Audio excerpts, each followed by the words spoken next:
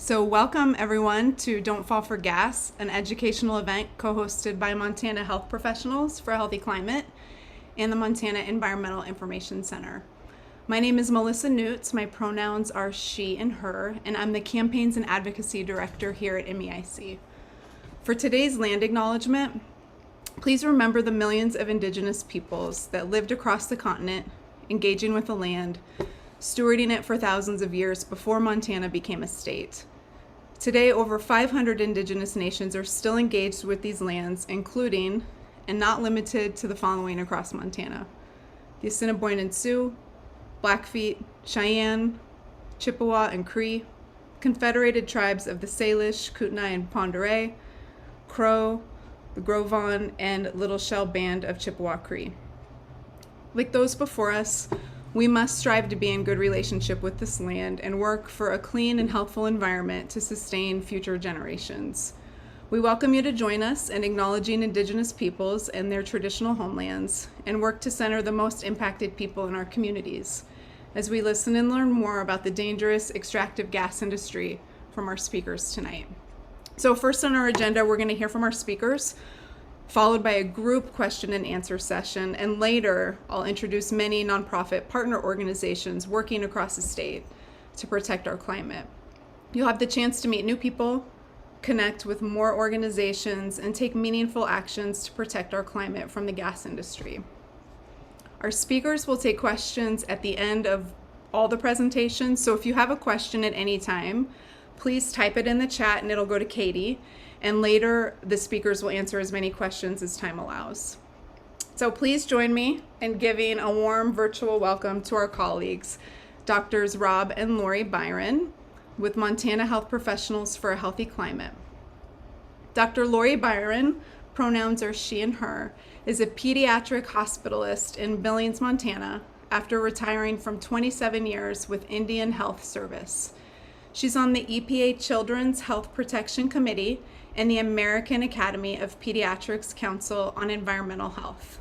She's a prior president of the Montana Academy of Pediatrics.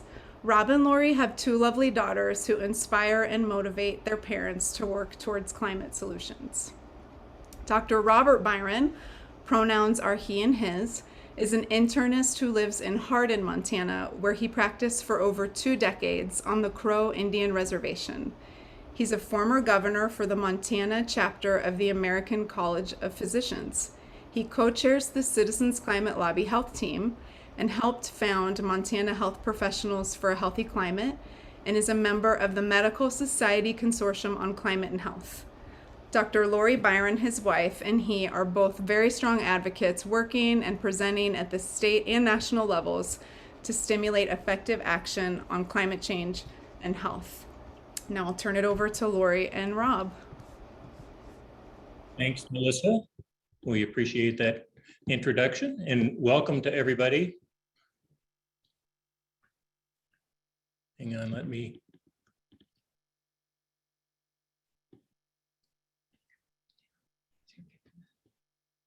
There we go. Okay. And what Lori and I'd like to do in talking about the health risks tonight is I'm going to talk mostly about the health risks of using gas in the home. And then Lori's going to talk about some of the health risks from fracking and related. Just to point out, we have no conflicts of interest in this. And let's start by being honest. Call it by its real name. It's methane. For others like us that live in rural Montana and get a tank filled, it's propane. They're not exactly the same thing, but they're similar. And for all practical purposes in talking about the dangers, they're the same. Let's start with the big picture because it's mostly about air pollution. In the United States, overall, our air quality is considerably better now than it was 2 to 3 decades ago. And that's because of the Clean Air Act, and especially from organizations like the American Lung Association who have fought to have that enforced and keep it intact. Despite that, every year in the United States, there's an estimated 68,000 to 250,000 premature deaths due to air pollution. 1 in 5 premature deaths globally are linked to burning of fossil fuels. Now, in the United States, studies show that we spend about 90% of our time indoors in our homes. And incidentally, there are no in indoor air and non-industrial buildings, in other words, homes, are not regulated by the EPA or any other US government agency. Outdoor air is regulated, but not indoor air in residences. So think about that as we look at some of the numbers. And according to Brett Singer, who's a staff scientist at Lawrence Berkeley National Laboratory, who does research in this area, said literally millions to many millions of people are routinely being exposed to air pollution levels that we don't allow outdoors. In our homes, any type of burning adds to air pollution. And that includes, for those of us that have wood stoves, that is a serious source of air pollution. Anybody that has smokers in the home, that's one of the main sources of air pollution. But a lot of homes don't have either. And any gas, any appliance that burns methane or propane contributes to air pollution. Now, far and away, the most important contributor are stoves, and if people have gas ovens, then the gas oven related to cooking. Now, let's go a little further. Anytime we cook anything, regardless of whether it's in a gas stove, on an electric stove, a grill, the food itself causes air pollution as well. It forms particulate matter, both PM10, PM2.5, and ultrafine particulates just from the cooking of food itself. But if we cook with a gas stove, we generate considerably more particulate matter. In fact, is 2 times more than using electric stoves. Additionally, we also create nitrogen oxides and nitric oxide, which goes to nitrogen dioxide, carbon monoxide, and even formaldehyde. And that happens whether you're cooking or not, if the stove is on. And we'll talk a little bit more about that in a minute. Let's talk about carbon monoxide first. People are used to thinking about that in sometimes with gas appliances or anytime we burn things. But when it comes to gas stoves, they are estimated to contribute over 30% of the indoor carbon monoxide concentration in a typical home in the summer. In a home with no gas stove, and in this study, they did not say you couldn't have a gas water heater or gas or other gas appliances, but specific to a gas stove, the average carbon monoxide levels were 0.5 to 5 parts per million. When a gas stove is present, a properly adjusted one, those levels increase to 5 to 15 parts per million. And with poorly adjusted stoves, which is a significant portion of them, levels can go to 30 parts per million or higher. Now, for some perspective, the effects of carbon monoxide poisoning, at low levels, it causes fatigue, chest pain, and moderate to high levels cause impaired vision, headache, confusion, flu-like symptoms, and specifically flu-like symptoms that get better when you leave the home, and at higher levels can be deadly. Most of the levels we're talking about from gas stoves aren't going to cause those symptoms, but constant exposure to increased levels is very concerning for what it may be doing to our overall health. Perhaps more importantly is nitrous oxide and nitrous dioxide, or NO2. For every 5 parts per billion, so smaller number, increase in nitrogen dioxide exposure over a baseline of 6, which is pretty low, was associated with increased risks of asthma severity score, wheezing, and nighttime symptoms, as well as increased use of rescue medication in people with asthma. Asthmatic children exposed to nitrogen dioxide indoors at levels below the EPA outdoor standard. Now remember, we're not measuring them indoors, nobody monitors that. results in increased risk for asthma morbidity. And just for perspective, gas burners added 25 to 33% to the week average of nitrogen dioxide concentrations during summer and 35 to 39% in the winter. So significant increases. So cooking with, I should have said methane, but I said gas. Homes with gas stoves without venting ranges, or I'm sorry, venting range hoods. And these are vents that vent to the outside, not ones that take the air and blow it up towards the ceiling. And that represents probably 60% or higher of the homes that have gas stoves. Results in marked increases in nitrogen dioxide, carbon monoxide, and formaldehyde. Substantial concentrations of nitrous oxides were also generated during cooking with burners. For example, 4 burners left on for 15 minutes produced peak amounts of nitrogen dioxide of over 1,000 parts per billion and nitric oxide of 2,000 parts per billion, which can be converted to nitrogen dioxide. Gas cooking increases the risk for asthma, and indoor nitrogen dioxide increases the risk for wheezing. And homes with gas stoves can have nitrogen dioxide concentrations 400% higher than homes with electric stoves. So the answer and the remedy is pretty straightforward. Cook with electricity. If people have vented range hoods, again, those that vent through the roof to the outside, that can result in significant decreases in the levels of these pollutants.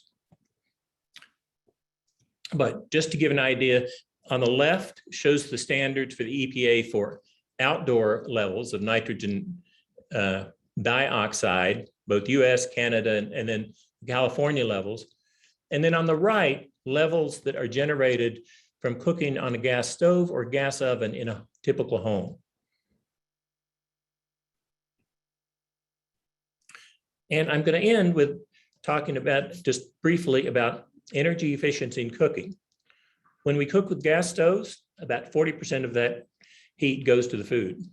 When we cook with electric stoves, it's up to 75%. If we use induction stoves, which are even more efficient, it's almost 90% of the energy goes into the food itself. And for people who are enamored of gas stoves because of the rapid response to cooking temperatures, induction stoves are as good or better. And the price is coming down significantly on induction stoves, and they're also available as single or double portable units, which are very, very inexpensive. So with that, I'm going to turn it over to Lori.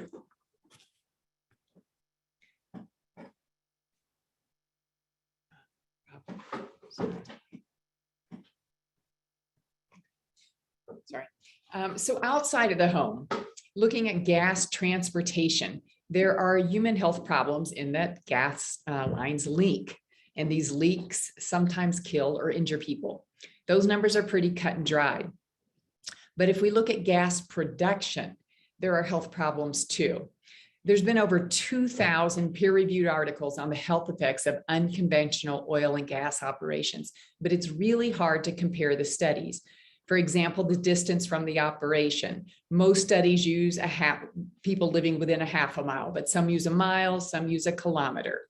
And is there a difference between wellheads and compressor stations and whether or not there's pipelines coming to and from?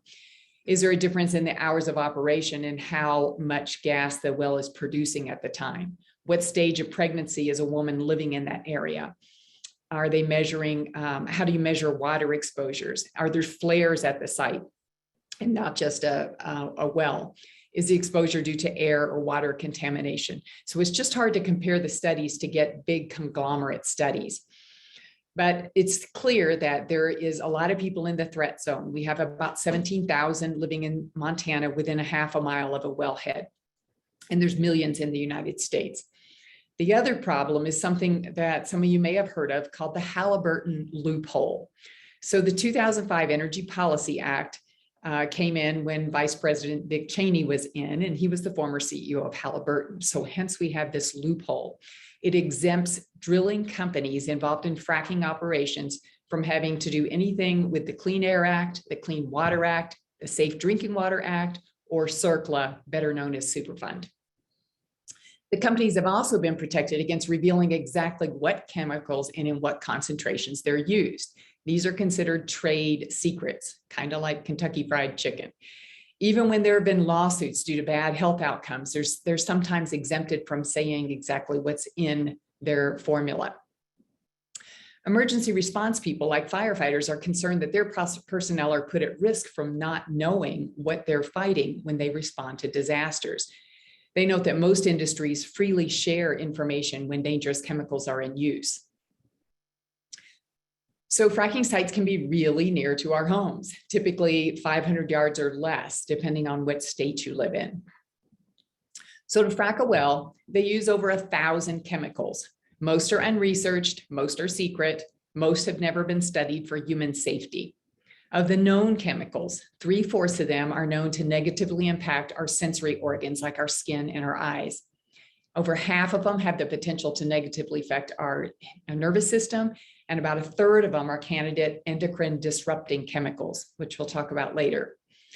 It includes some of the common ones like you see on this screen, in particular, the BTEX chemicals, the benzene, toluene, ethylbenzene, and xylene are volatile organic compounds. Those and formaldehyde in particular are carcinogenic, but all of these are either carcinogenic, toxic, or associated with reproductive harm.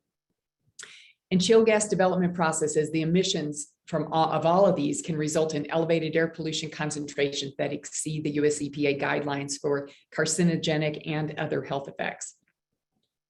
One study noted that last year in the state of Pennsylvania, about 12% of all of their NOx emissions for the state and 12% of their volatile organic compound emissions from the state was from unconventional oil and gas. And both NOx and volatile organic compounds have significant health effects. So the research is pretty clear that people living in this threat zone have increases in childhood leukemia, asthma attacks, congenital heart defects, low birth weight, and preterm birth. Just looking at asthma, there are more than 750,000 summertime asthma attacks in kids in the US due to ozone smog resulting from oil and gas pollution. With pregnancy, we don't really know what causes the damage. We just know that the damage is occurring. It could be from air quality, it could be from the ground and surface water issues, or it might be maternal psychosocial disruption from the noise, the traffic, and other disruptions.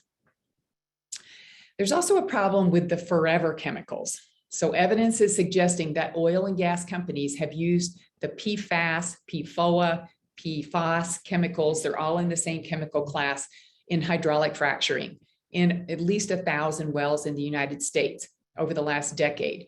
Remember, they don't usually have to admit that these chemicals are being used, but in occasional lawsuits, it's been revealed. So the PFAS chemicals, this is what makes Teflon. They're toxic in minuscule concentrations. They accumulate inside the human body and they don't break down in the environment. Hence, they're called forever chemicals. PFAS has been linked to cancer, birth defects, preeclampsia, and other health problems. Ironically, fire departments are scrambling to get rid of the firefighting foam that contains PFAS and find suitable substitutions because the EPA says it's toxic, but it's not monitored in the oil and gas industry.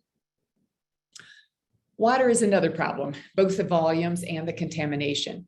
Fracturing a single well requires over 4 million gallons of water on average, and thousands of wells are fracked every year. Drinking wells within a kilometer radius of a drilling site have 17 times higher concentrations of methane than wells outside of that radius. So not only are billions of gallons water used, but billions of gallons of wastewater are produced. And they have a nice name for it. They call it produced water, which sounds a little nicer than toxic water. It's treated somewhat, but there's a lot of contaminants in it, and they're stored like this in ponds similar to coal ash ponds. And remember, this can be right next door to a residential home. The water is salinic to hypersalinic, It contains all the chemicals that were used in the fracking process, plus heavy metals and NORM. NORM is naturally occurring radioactive materials. But just because it's naturally occurring doesn't mean it's safe, because once it's brought to the surface, it emits radiation that interacts with humans, with cancers being the largest health concern. So when people end up with contaminated water systems in their private wells or in their municipalities, the argument's often used in court that they can't prove that those chemicals were not there before the fracking started. And of course, most people didn't pay the hundreds or thousands of dollars to have their water tested for these chemicals before the fracking started. In fact, they wouldn't even have known which chemicals to test for. When they get concerned is when they get sick, or when the water starts looking bad, or when it starts tasting bad. So a good example in Montana is in Fort Peck, where over 40 million gallons of energy production wastewater seeped into the water system. After court-ordered mediation, the companies paid Fort Peck just $320,000 for the years of contamination. A press release at that time from the EPA said that the EPA was aware of this groundwater contamination for several decades. There's also a problem with noise pollution. Noise isn't just annoying, it affects human health. There's been numerous large-scale studies looking at environmental noise exposure and increases in cardiovascular disease, diabetes, obesity, birth outcomes, cognitive impairments, depression, and sleep disorders. And there's a problem with light pollution. So with some of these facilities, again, you could have this right next door to your house. Oil and gas activities definitely produce light at levels known to harm human health. Light pollution increases preterm births and disrupts sleep, which isn't just annoying, it has a host of negative health effects, including increased heart attacks. And then we have neurodevelopmental issues. So all the chemicals on the right have been found in significant concentrations in the air or water at or near unconventional oil and gas sites. And they've all been linked to significant neurodevelopmental health problems in infants, children, and young adults. Mental health is another negative externality, and all the things on this screen and the word cloud have been found in communities where there's unconventional oil and gas going on. And that's in addition to increased rates of violence, sexual assault, sexually transmitted diseases, and increased presence of illicit drugs, which have been proven to occur around unconventional oil and gas sites. So after all this, strengthen the voice of the Montana health professionals for a healthy climate by signing on with us if you are concerned about health or involved in any way with health or medicine. We're using our voice, along with all of you other nonprofits on this call, to bear light on these and other climate-related problems in Montana. So you can open up a new tab as we transition to Ann Hedges, go to montanahphc.org and do your climate action for the week. And Ann promises to leave us more upbeat by the end of her presentation.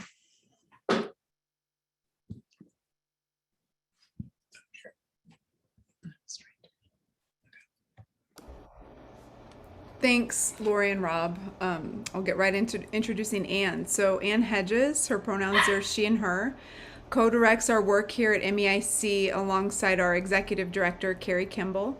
Ann has been with MEIC since 1993 and is our Director of Policy and Legislative Affairs. She directs all legislative, policy, and legal work here at MEIC. She's worked on a wide range of issues related to pollution throughout her career, and her current focus includes climate change, fossil fuels, clean air, and energy, to name a few. Please help me welcome Ann.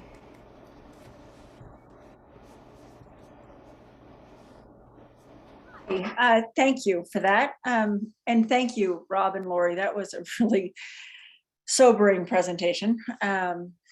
And getting ready for this presentation, I learned a lot by putting a lot of pieces together that I've known over time. But let's just start with the term natural gas.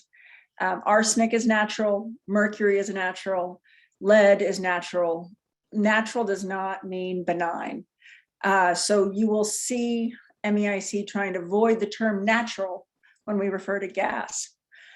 We're having this meeting tonight because it is code red for humanity. That is not just a light phrase. It was said by the United Nations Secretary General after the most recent IPCC report came out from the UN.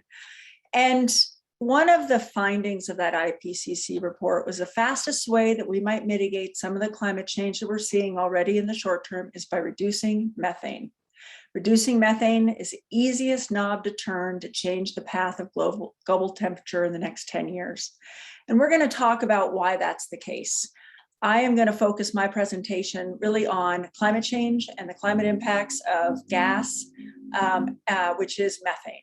As Rob said. So let's just jump into it. And I just also want to say, I may not be an expert in the entire gas system. However, I am able to look at amazing research that's been done and pull together a lot of charts. And I'm going to walk you through a lot of these charts tonight because I think they tell a really graphic story. I hope you don't get too wrapped up in what the units are as you look at these graphs.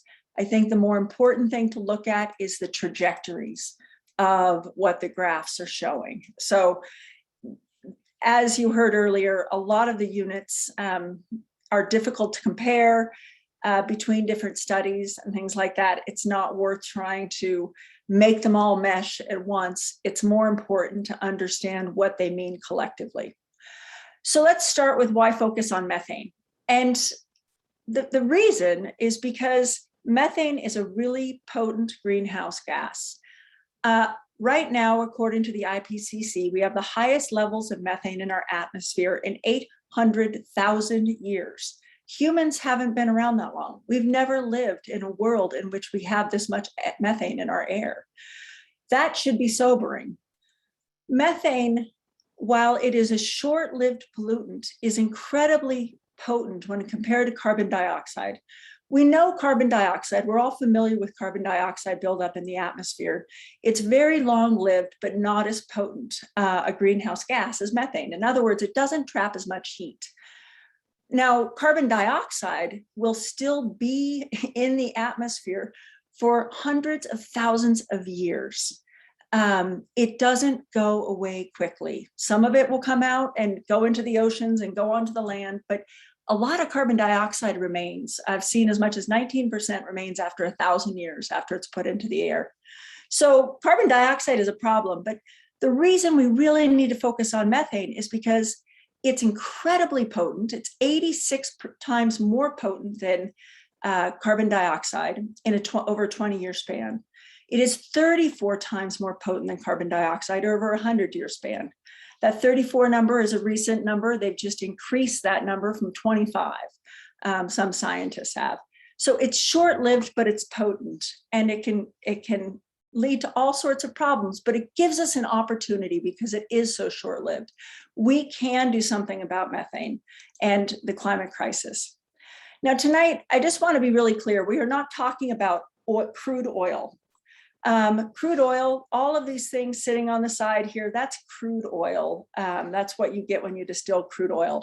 But we're talking, and we're not talking about it so much because there's a lot going on in the oil sector to decrease our reliance on oil. I think the electrification of the vehicle fleet is really exciting. And I think that that is moving far quicker than anybody anticipated just 5 years ago. This new study that just came out by Nature, unextractable fossil fuels in a 1.5 degrees Celsius world. Now, 1.5 degrees is what the Paris Accord agreed to. Countries agreed to try to keep temperature rise to less than 1.5 degrees by at all. This study just came out and it is sobering. So it said, what do we need to do in order to have a chance of staying underneath the 1.5 degrees Celsius number? What is it that gives us at least a 50% chance of success and at keeping warming to a limited amount?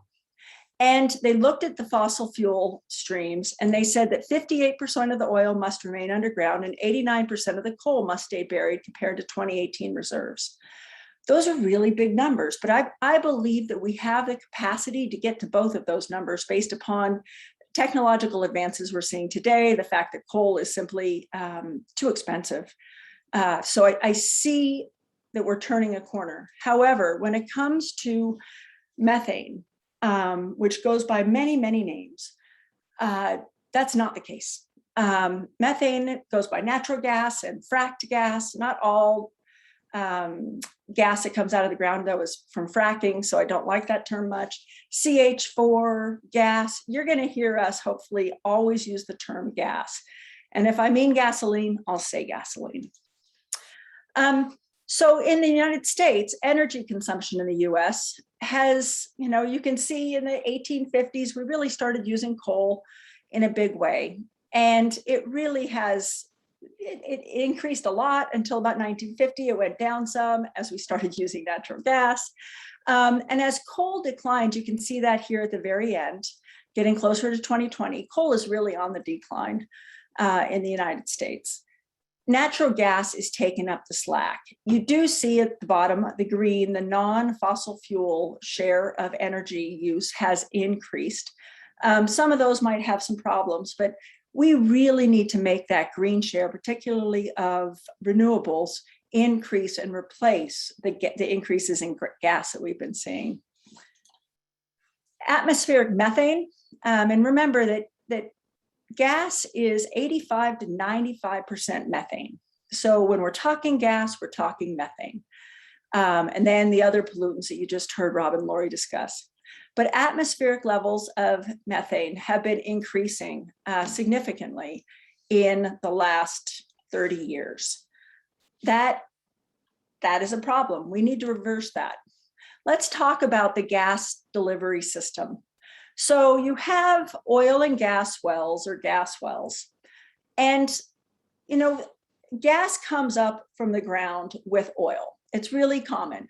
And the oil companies don't want to capture it. It's expensive to capture. It's not that expensive, but it's just a nuisance for them. And they are allowed to drill for oil on public lands and take the natural gas and put it into the air, either through venting, directly putting it into the air, or through flaring, where they burn it.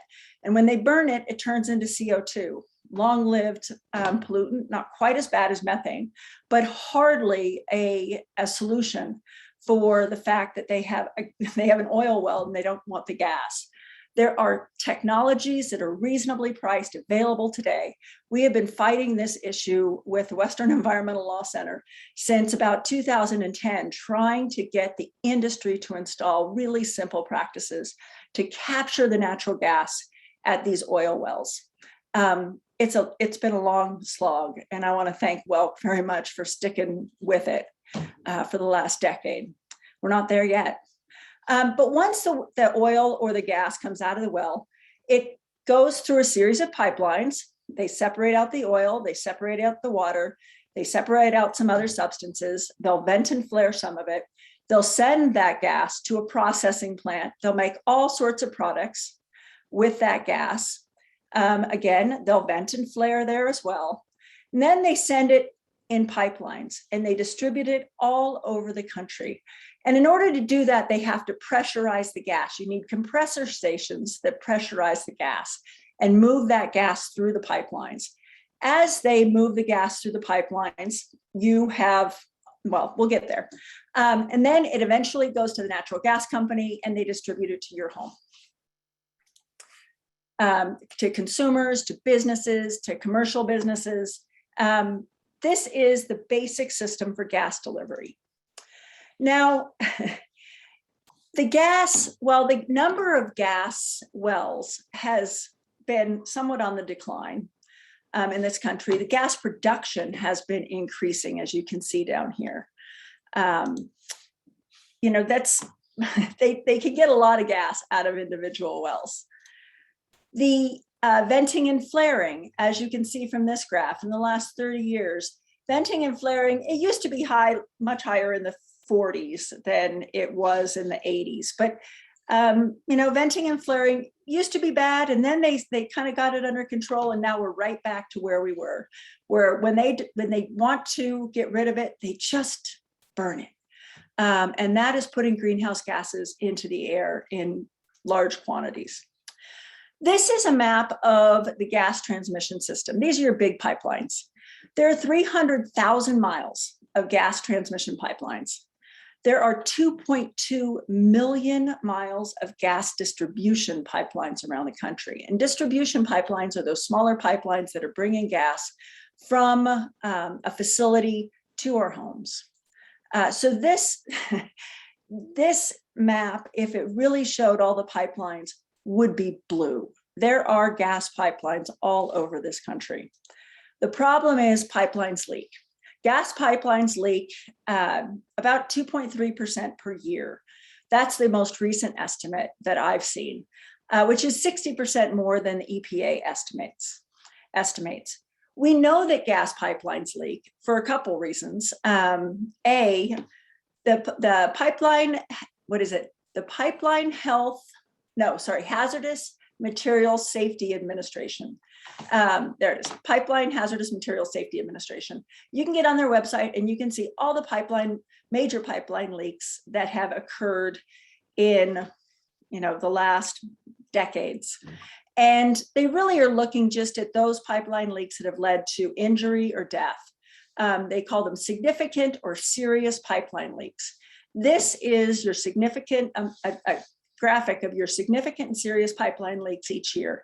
And as you can see, there are usually well over 600 of those serious or significant pipeline incidents, I should say, not just leaks, but they're incidents. They could be explosions too, that occur every single year. And then in about a decade ago, there was this really cool study that was done. It was the first of its kind that I know of, in which they did a map of gas leaks throughout the city of Boston. And what they found were there were 3,300 gas leaks in Boston alone. Now, some of those were insignificant leaks, but when you start adding up a lot of insignificant leaks, you're going to come up with an enormous amount of wasted gas, as well as serious methane emissions. And as we heard just previously, a lot of public health issues. So this experiment, or not experiment, this type of mapping has been done elsewhere. And sometimes when you do it at a wellhead, it looks like some of the developers will try to fix those leaks. But just know the gas system is incredibly leaky. It's because you have all of those systems along the way, from the well where gas leaks, through pipelines, condensers. So you have every joint that you have in the system is subject to leaking. A lot of them leak, and nobody is paying attention enough to know that they need to be fixed. And a lot of your pipelines are really old. So you have a lot of cast iron pipelines around the country. Those cast iron, that cast iron doesn't stand up to gas over time. Gas will break it down and you will get leaks. So it's a really leaky system. Now, there are, you can see that our gas pipeline, the miles of pipeline has been increasing over time. And there's, all sorts of different types of pipelines, but if you add them together, it's an awful lot of infrastructure that it's in tough shape. And the result is we're seeing a lot of extra climate pollution going into the air. Where does a natural gas industry, where is that methane leaking the most? Mostly it's at the production level. So at the well, you're seeing about 37% of the methane that leaks through the system leaking at the wellhead. And then the gathering, transmission, and processing lines, you see 27, 16, and 13% of the gas is leaking there, the methane. And then the distribution system, that's the system that brings the little pipelines that bring gas to our homes. And that's about 7% of the leakage occurs there. So where does the gas go? It is going to various sectors. It's going to the electric power sector primarily, so 38%. It's going to industrial use, 33%, residential use, 15%, commercial use, 10%, and transportation, 3%. Now, what does that look like over time? As you can see, residential and commercial use has really been fairly flat over time. It's the electric sector. The electric sector is the one that we're really seeing significant increases in. And we're seeing a lot of companies, as they get off of coal, they invest in gas. And that's a really lousy trade for the climate. And we simply cannot have this line continue to go up. That is a disaster for the planet.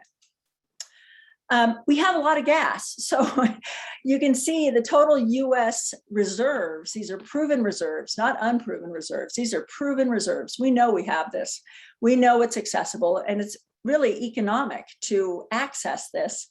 It's a really big number. You know, it's 500 trillion cubic feet of gas available to us. The problem, well, and if we continue on the trajectory we're on, this is the trajectory we've been on. And this is if oil is high, oil prices are high, then we're going to be getting a lot more natural gas production because gas comes out with oil. If the oil prices are low, then you're going to see a relatively stable gas production. The problem is we can't allow either one of those scenarios to occur because this is actually what we need to do. The total oil and gas production must begin declining immediately and continue falling at about 3% annually through 2050. This is what the most recent scientific study shows we need to do in order to reach our climate goals of the Paris Agreement. So you'll see the black line here that my cursor is on. That's the United States. This is the Middle East. This line is the former Soviet states. This green line here is the Asian countries. And these are your 5 major producing fossil methane gas producing regions of the world.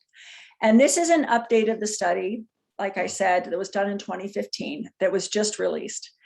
And what this says is, while we have until 2025 to hit peak oil production in the previous graph I showed you, the US, in order to meet our climate goals, must have peak gas by 2020. That means we must, as of last year, reduce our reliance on gas. We must use less fossil methane gas from every year here on out. That's a pretty sobering statistic as far as I'm concerned. I mean, you always hear about peak oil or peak use of coal or something as being off in the future. What this report is saying is, if we really want to meet climate goals, we have to have hit peak last year. And that's troubling. Oh, yeah, here's where we need to go. That is a dramatic decline. And this study was done. I'm happy to share it with anybody who's interested. It's a really short but fascinating paper that it's really based upon the economics. So, you know, why do different countries get different levels? And it's really based upon the economics of production as much as anything else. So solving the climate crisis means we must cut methane emissions, and they must decrease by 40 to 45% by 2030. That's the only way we're going to start decreasing our increasing temperatures. And so this is just a summary of what we just saw, which is in the 2015 scientists were looking at a 2-degree cap on warming. And to get there, you needed some significant reductions in coal, oil, gas, and coal, oil, and gas. But now we know that to achieve just a 50% probability, that means there's a 50% probability that we will fail, even if we do this. So the urgency of doing this is immediate. We have to reduce 60% of global oil and gas reserves and about 90% of coal reserves must be left unexploited by 2050. Simply put, we have to just leave it in the ground. So I hear all this and I think, what do I do? What do I do? These are really big numbers, and I think they're frightening charts, at least for me. And so what is the answer? And fortunately, we have a lot of people here with us tonight who can help talk about what the work that they're doing to decrease our reliance on gas in all sorts of ways. So we're really thankful that we have so many partners who are willing to share with you what they're up to. And I urge you to pay attention. And if anything interests you, please engage with that organization and the work that they're doing. The first thing we really need to do is to electrify everything as soon as possible. And that sounds really daunting. But I just want to say that in our homes, this is hard. This is really hard to do because a lot of us have gas heating. We have gas hot water heaters, and we have gas stoves. And I would, this is my picture of my kitchen. And when I got my gas stove and remodeled my kitchen about 5 years ago, I was so thrilled and so excited to have this great gas stove. And once I started learning more this summer and it got really hot, I wanted an outdoor burner. And so I went and bought online a cheap induction burner, cheap being, $50. Mine was a little bit more because it has a lot of variability. But you can get an induction burner for $50 and you can cook outside on it. You can do what I've done, which is plant it right next to your gas stove. And that's your go-to. That's where you start cooking. We installed an electric hot water heater when our hot water heater went out. That's the kind of thing that I hope that people will think about doing over time. And to electrify everything, Connor has some suggestions that I hope can be dropped in the chat on. If you want to electrify your home, there are resources to help you do so. If you want to solarize your home, there are resources to help you do that in a somewhat affordable manner, certainly affordable in the long run. I know it's a heavy lift for a lot of folks. The other thing you can do is get an energy audit. Northwestern Energy does a free audit of your home where they will have a contractor come in and tell you the things you need to do to make your house more efficient. There's nothing more important than energy efficiency. So I would encourage everybody to take advantage of that program and get a home energy audit so you can find out how you can improve your home, the energy use in your home. Next, encourage local, state, and federal elected officials to support electrification efforts and oppose efforts to continue reliance on gas. So there's a lot in this sentence. I know there's a lot of communities around the state, Helena, Missoula, Bozeman, Whitefish, Red Lodge, they all are creating energy plans, climate plans. I urge you, if you live in one of those communities, to engage. It's really important that we act at the local level. And there's some really wonderful work going on and innovative work going on at the local level. And that in a red state like this, it might just be where we get the most bang for our buck. Not sure what to tell you to do at the state level, but at the federal level, there is an awful lot going on right now in regard to not just electrification and what's going on with the infrastructure bill, but the next one, number 4, is the Biden administration's efforts to reform the oil and gas leasing program. Right now on federal lands, companies are allowed for a song to get leases for oil and gas development on public lands. They're sitting on a lot of those leases. They don't need any more leases. We finally got the Obama administration to create rules that would require some reform of the oil and gas system on drilling on public lands. Of course, Trump got rid of it. The Biden administration is considering it again. They put a pause on, the Biden administration early on put a pause on oil and gas development. I'll let Melissa talk more about that in the breakout group in which Welk is there, and Durf can talk about that in that breakout group as well. Help stop Northwestern Energy and other utilities rush to gas. As you saw in one of those charts, you saw this significant increase in the reliance on gas in this country. And utilities like Northwestern are looking to make a whole lot of money by building large new gas plants. That can't happen if we want to solve this climate crisis. It simply cannot happen. And so we'll talk more about that next month at the webinar that we're going to have in October. And the other thing is, talk to your friends and family about the dangers of natural gas. We have all sorts of information we're happy to share with you, but it really is, the best messenger is somebody that that person trusts. And that is somebody who is a friend or family member. And we all have to start talking about this if we want something to happen, because most people have no idea about the charts I just showed you or the trajectories that we're on and what methane means in the system. for the climate crisis. So I urge you to please do that. And finally, one last thing. This is a daunting task. I'm not going to lie. It's daunting. We have had daunting tasks before. I think about so many times when, I remember Jim Jensen, who came into the office back in the 90s and said, we need to slow and reverse global warming. And we all looked at him like he was crazy. Like, yeah, somebody needs to do that, but what can we do? And then it turned out that that's what the organization dedicated its work toward, really for the last couple decades. And thank God he had that vision. The Highwood Generating Station, the big coal plant outside of Great Falls. I remember sitting down in this office saying, can we win? Can we really fight this? And all these co-ops who want this giant coal plant on the outskirts of Great Falls. And we just rolled up our sleeves and started working with people, and we got it done. So I think this is going to be the exact same outcome. We just have to get after it.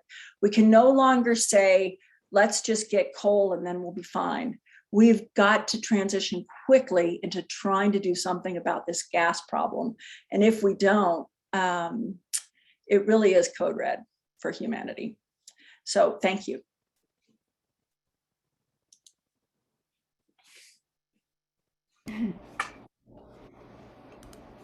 All right, so thank you to all the speakers. So we are already behind on time. No big surprise, probably. There's so much good information. So I'm gonna have to omit the big Q&A, but we still have another way to do Q&A, so don't worry.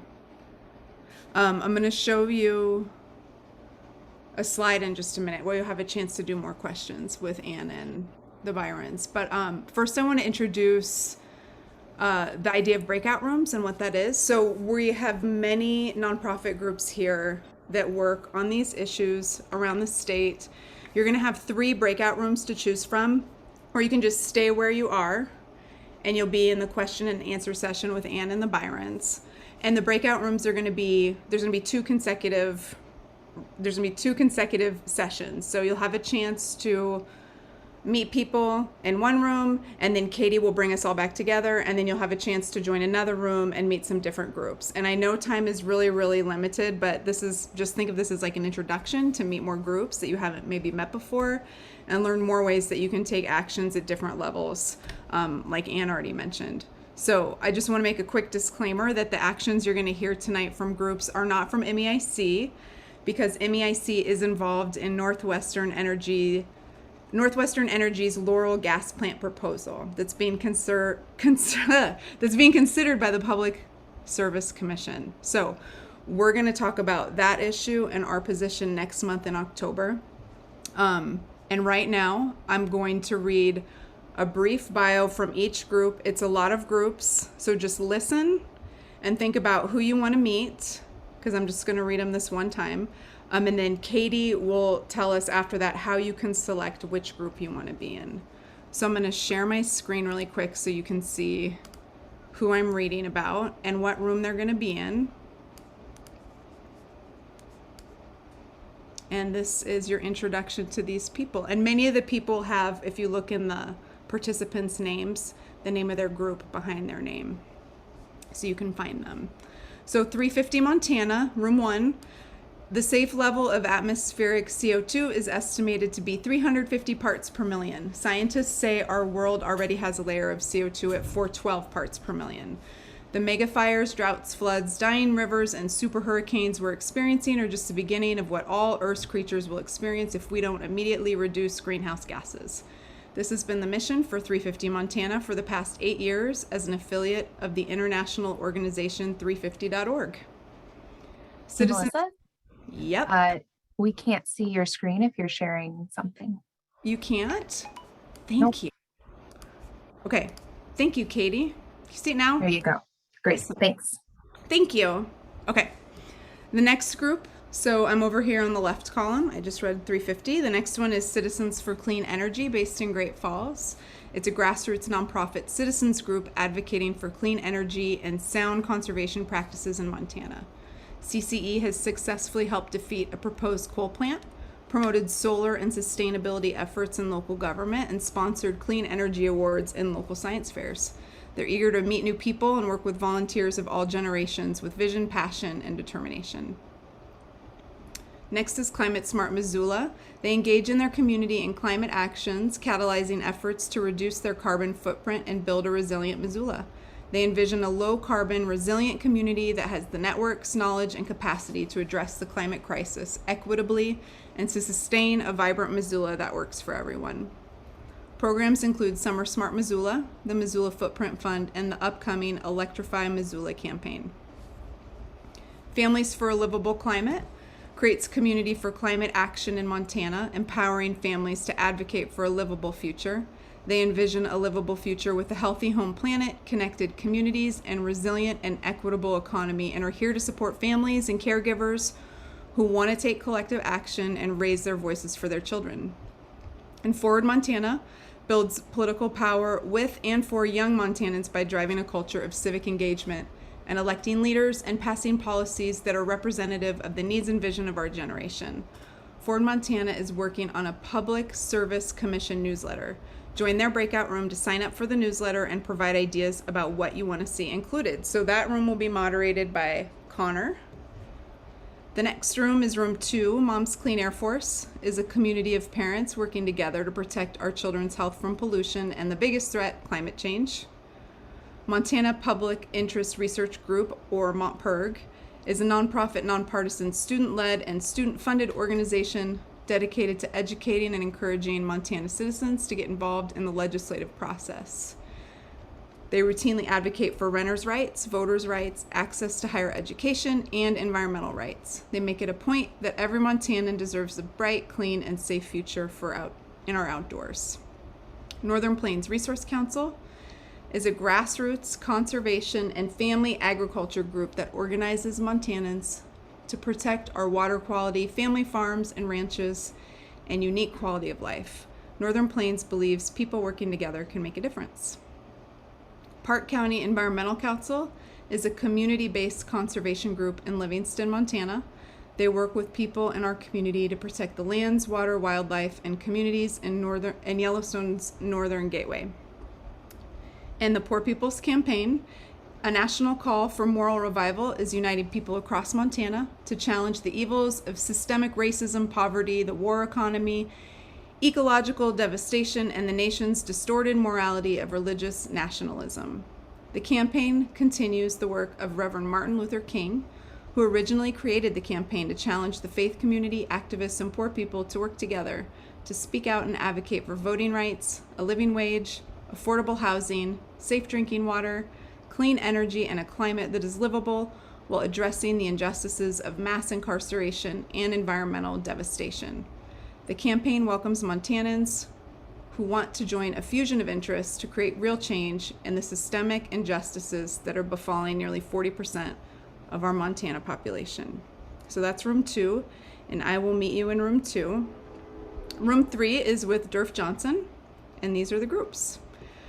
Resilient Helena is a community platform to organize conversations and inspire local actions around resilience in a changing climate. They gather folks and collaborate for a stronger voice, working together towards common goals to create a better, more resilient Helena while working to urgently reduce contributions to climate change. Helena is an emerging transition town through Transition US. So join their breakout room to learn more about transition towns and the upcoming Regenerative Communities Summit starting September 24th. Sierra Club engages on a wide range of environmental issues, but climate's at the top of the list. Stopping the Laurel gas plant is central to their work in Montana, and they look forward to joining with other organizations and coming up with a good plan and strategy. They invite citizens to help them do just that. Sunrise Movement Gallatin Valley is part of a nationwide network of youth climate activists working to ensure a livable future and create good paying jobs in the process. Climate action must happen at every level, and by working together here in Bozeman, Sunrise organizers seek to influence change on a local, state, and federal level. Western Environmental Law Center, or WELC, is a public interest nonprofit law firm that uses the power of the law to safeguard the wild, wildlands, and communities of the American West in the face of a changing climate. WELC operates in all 11 Western states and is on the forefront of legal climate advocacy in the U.S. And Wild Montana. Since 1958, Wild Montana has been uniting and mobilizing people across Montana, creating and growing a conservation movement around a shared love of wild public lands and waters. They work at the local level, building trust, fostering collaboration, and forging agreements to protect the wild, enhance public land access, and help communities thrive. The federal oil and gas leasing program is fundamentally broken, serving the interests of the fossil fuel industry over our communities, wildlife, public lands, and the climate. Wild Montana is working to reform the leasing program and make the public the priority in public land management. So that was a lot, but I hope that you are feeling inspired that there are so many organizations working on this issue across the state. And I will invite Katie to teach us all how to get into the breakout room of our choosing.